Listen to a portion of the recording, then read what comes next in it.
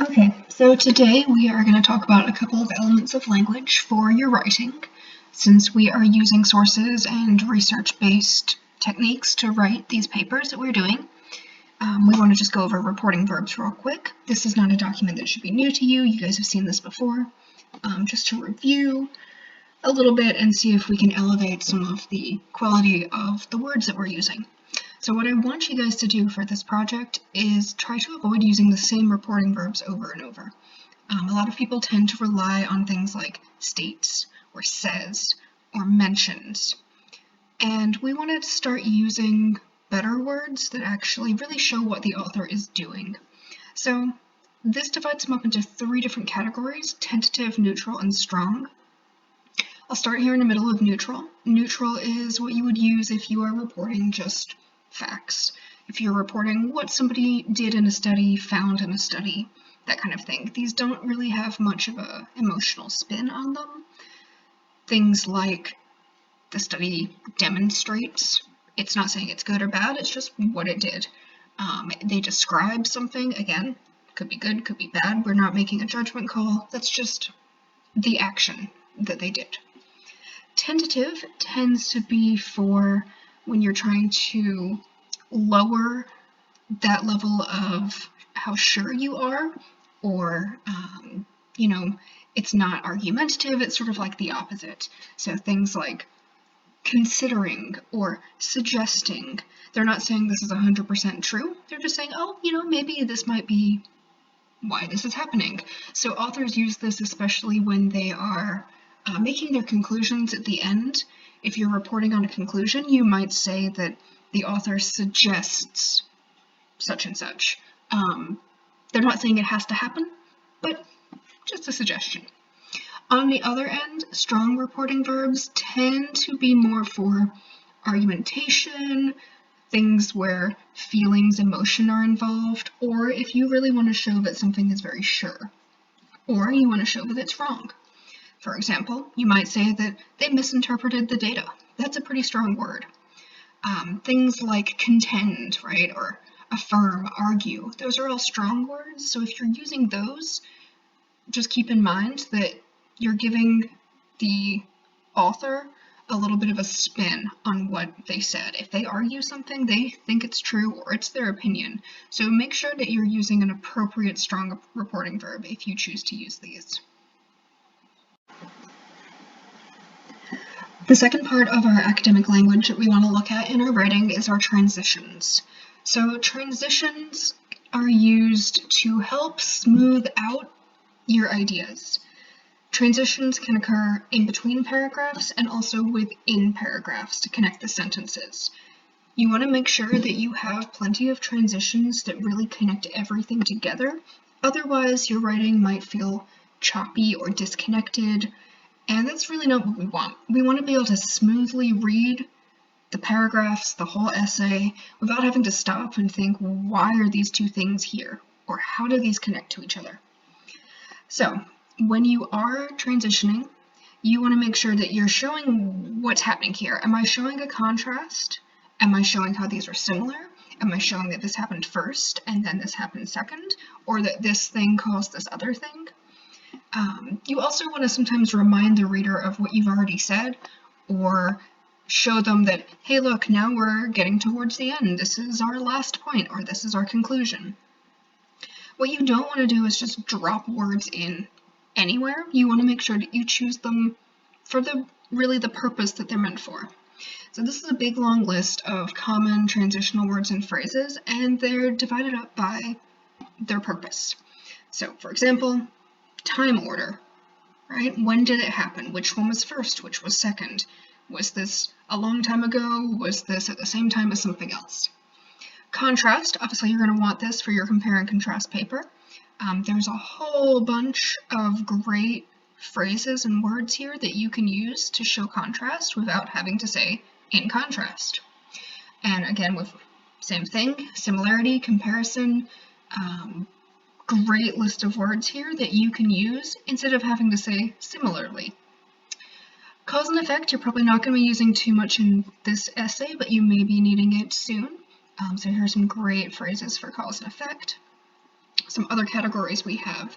Sequence, you could use this to sequence the steps of your own research, or if you are explaining the methods that someone took. So sequence can be very important. It's not the same as time. This is the sequence of the events in your paper or the events in your process, whereas time is more relative to the time that the reader is reading this. Addition, this is where you're just adding more ideas. There's a whole bunch of ways to provide examples instead of having to say, for example. So that might be something you would want to take a look at, because a lot of people tend to just stick to, for example. And then also we've got words for emphasizing and intensifying, which we did talk about in one of our previous videos, but here are some transitions that can do that. And the last couple, exceptions, so a little bit like contrast. Elaborating, this is where you might give a little bit more information. Conceding, that's where you are going to admit that maybe you were wrong, or that, someone else's view might be correct sometimes. A whole bunch for how to summarize and conclude, so we might want to move away from in conclusion and maybe try a couple of new things here. Obviously, we know our fanboys and our subordinating conjunctions, the ones we use to connect our clauses together. Those you guys are pretty good at, but in case you want to try something new, here they are. And this is on Moodle, along with another page with just a different list. I think this one is more comprehensive, but I want to give you guys all the resources you might want.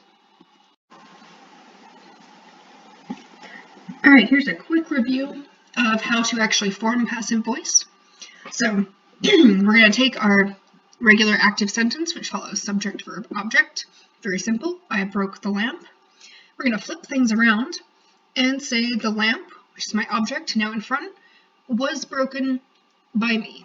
Except for the by me here, you probably wouldn't say, right? The lamp was broken.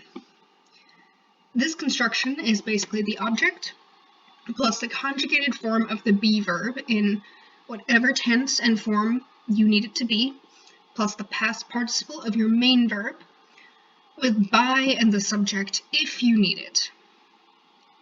So I got a couple of examples. We're going to start with present simple here. Our active sentence, the baker bakes the bread daily, is a little bit redundant. So this is not a sentence that actually sounds good in active voice. But if you put it in passive, this bread is baked daily. We don't need to say by the baker, that is obvious, and now our sentence is just a little bit cleaner. Another one in active voice, the intern takes the temperatures of the samples every 3 hours. Well, here, the fact that the intern does it might be important, so I can actually keep my agent. When I put it in passive, we end up with the temperatures of the samples are taken by our intern every 3 hours. You could also take out by the intern, the temperatures of the samples are taken every 3 hours if the intern isn't important. Past simple, our active sentence, the researchers asked the participants a series of questions. Well, oftentimes in research, you don't want to keep saying the researchers did this, the researchers did that. So this might be made passive to avoid doing that.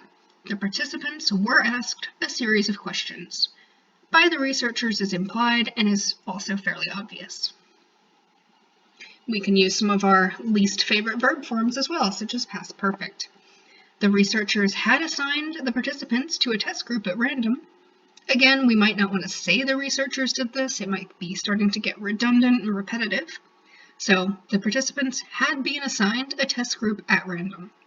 Here we have just a little bit simpler, and we have this delightfully fun construction where we have to actually add our had been assigned because of past perfect. The weirdest one are the present and past progressive forms. These can be a little bit difficult, so here we go. Active voice, the computer is calculating the data as we speak. And to put this in passive, we end up with the data is being collected by the computer, optional, as we speak. So here, this whole thing becomes our be verb. And if we do a past tense one, the builders were building the house when my parents bought it. Well, that's redundant. Again, the builders were building. So we'd put it into passive. The house was being built when my parents bought it. These you're probably not going to have in your essay, but they are good to be able to identify. And that is how you do the passive voice. Finally, we have, if we go back to our sample paper, remember that some of these items were highlighted. So if you want some examples of passive voice in action, there are a couple of examples. I think there are 3 highlighted here. There's also transitions and reporting verbs highlighted for you. Do be aware that the reporting verbs in this one actually aren't the strongest, so that is an area where this paper could have been improved. You see they use show and find. They're pretty just bland verbs. If you do have some more exciting things to present, definitely try some of those new reporting verbs. This paper does a really great job with their transitions, though. There's even one not highlighted here to begin with. Furthermore, in addition, just they're all over the place really to help make everything flow together. So do take a look at the use of the transitions here.